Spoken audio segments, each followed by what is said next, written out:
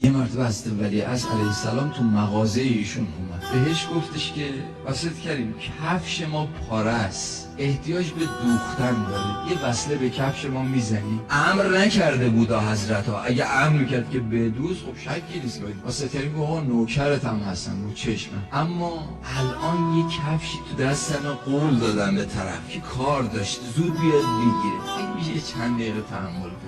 یه چند لحظه چند دقیقه گذشت، دو مرتبه حضرت فرمود که ست کریم کفش ما پاره است، احتیاج به وصله داره، نمیدوزی؟ بلند شد اومد دستشو انداخت دور کمر امام زمان علیه السلام، گفتش که آقا اگه یه بار دیگه بگید ست کریم کفشم پاره است احتیاج به وصله داره، داد میزنن میگم مردمی که تو کوچه دارید راه میرید دنبال امام زمانتون میگردید اینها من گرفتمش. آقا خندید، لبخندی زد، یه دستی زد پشت ست کریم، باریکلا ست کریم، من میخواستم امتحانت کنم. ست کریم ما شما رو برای خودمون نمیخوایم، برای خدا دوستتون داریم، هرچی بنده تر باشید بیشتر دوستتون داریم. من خواستم امتحانت کنم، تو که وعده و قول دادی کفش اون طرف رو زود آماده بکنی، چقدر سر وعده